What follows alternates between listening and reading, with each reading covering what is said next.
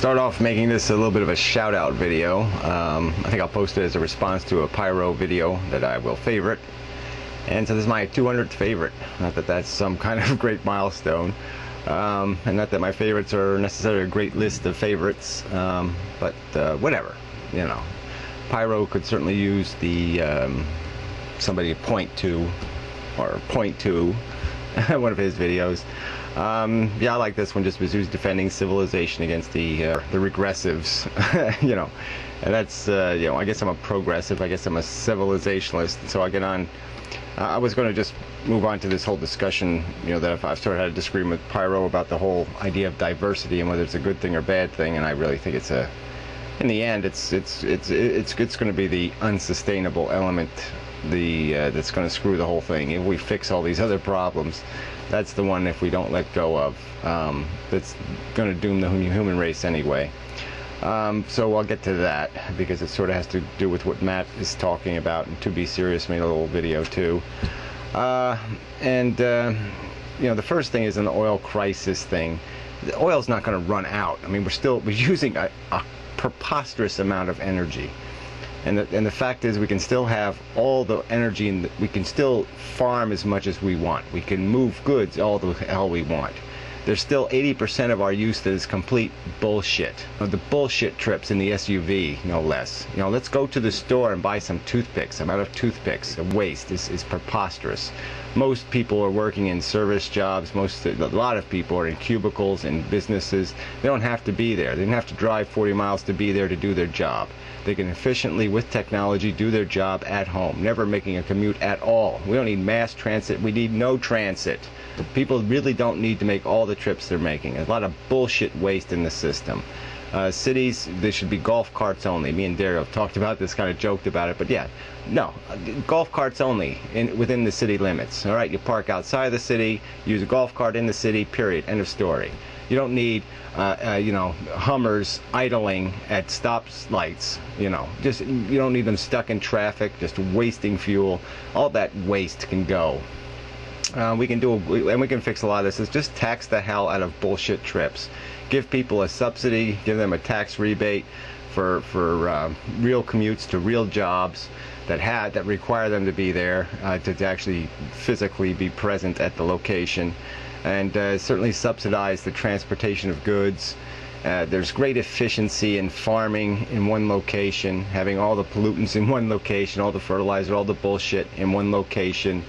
Victory Gardens is a nice idea, but it's a quaint, nice little idea. It's not the efficient way to produce food to feed the world. You want to feed the world, you got to do it on a mass scale. You got to take advantage of a mass production. You really have to take advantage of those efficiencies. It's an opportunity for progress. This isn't an opportunity for regression. This is an opportunity for progression, to be more efficient, to create better energy sources, to create more irrational ways of living.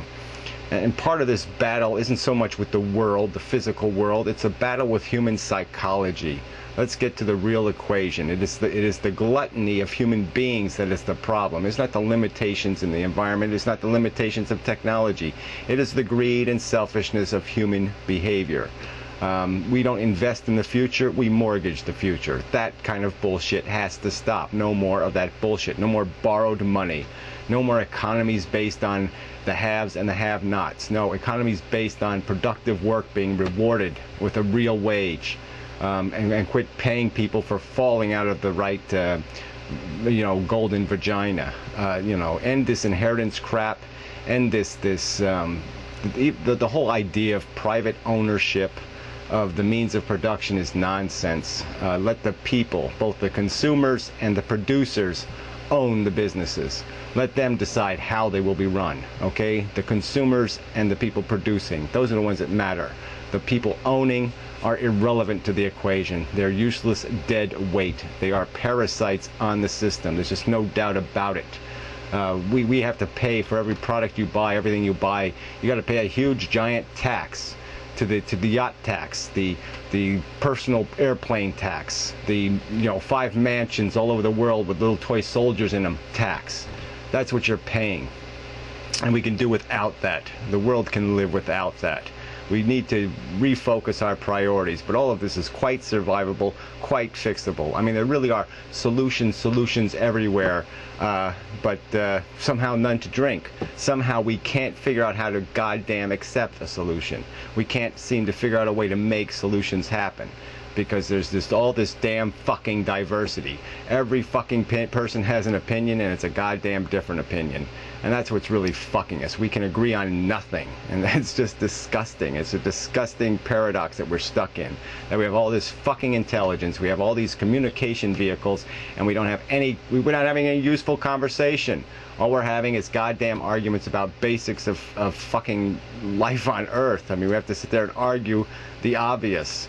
And the obvious thing is that we're fucking consuming animals. That's how we're built. And all we need to do is figure out some way to efficiently feed us. And then we got Matt talking about, science needs to have a soul. I mean, come on. No, that's not science's job. Let's deal with the facts. Let's deal with the realities of our existence, not the phantasmagorical, metaphorical, whatever you want to call it, the spiritual bullshit. This emotional nonsense, and that's what it is. This isn't an emotional problem. This is an intellectual problem. It's finding a way, planning. It's deciphering. It's engineering. It's not emotion. Emotion is what fucks the whole goddamn equation up. And there are logical arguments. I mean, To Be Serious took a little cheap shot at virtual reality, and she says it somehow offends diversity. No, you missed the whole fucking point. The whole fucking point of the argument was it's the one place where all the diversity can exist, where it's harmless, where you don't have any wars or fights, and everybody can be extravagant and independent and individual and all that shit, and it doesn't offend anybody else. And that's the only place you can have all of that diversity without it causing problems in the real world, without people offending each other, because there's no real, the people don't have to, their lives don't have to bleed into each other. So it's a way I was rationalizing. I was finding a way to keep a diversity and have a safe world, because you're not going to be able to combine diversity and technology and have a future. It's just not going to happen that way, okay? Because as technology grows, as progress does take place, and it's inevitable, power is going to increase, individual power. And so there's no way that, unless you have some way of controlling human psychology, we're fucked. And that really is. It's all about human psychology and the psychology of the masses. I mean, we got the first burden is to get the majority of people focused on the goddamn problem and on the goddamn solutions, because they are there. They're just sitting there waiting for us to just pick them up and press the little button on the solution and fixing the goddamn problem. But it's not going to happen because everybody's got this nitpicky psychology. It's not a perfect solution. They want every solution to be perfect. It has to not only, it's like the cure has to be like fun. The cure has to have, it has to be, it can't cause any unpleasantness. It can't cause any sacrifice or burden. Well, guess what? That's not the nature of solutions. That's not the nature of cures. They require some investment. Some price has to be paid for them. And so the nitpickers are just going to prevent anything from happening. That's that's the psychology out there that's just devoted to the God. We have, and then the God is nature, or the God is capitalism. But it's all these gods out there, all these structures that people are addicted to and don't think the world can function without.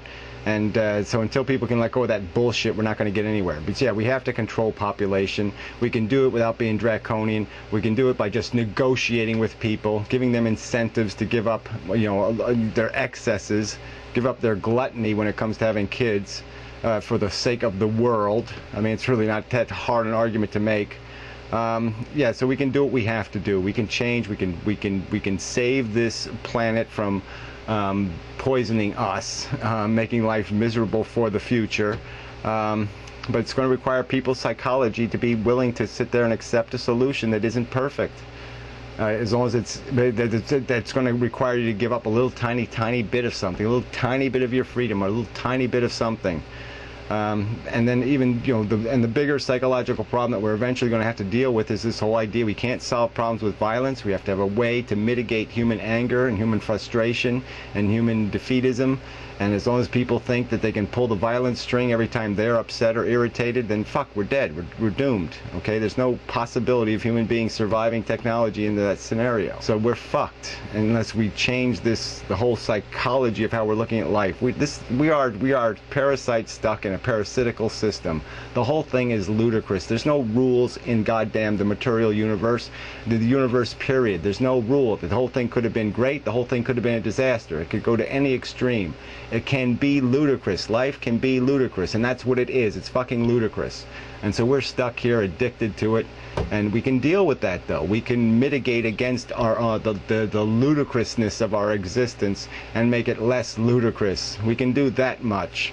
But we're not going to be doing it if we keep thinking that this is something more than it is, that this is where we're accomplishing something, that we're trying to work towards something. No, what we got to work towards is just to reduce the mess we're making, reduce the dent that we represent, and that's all we represent is a dent. We're a dent in the universe, and we can make ourselves less offensive, and that's the best we can do, is be less of a dent, less of a consuming parasitical piece of shit.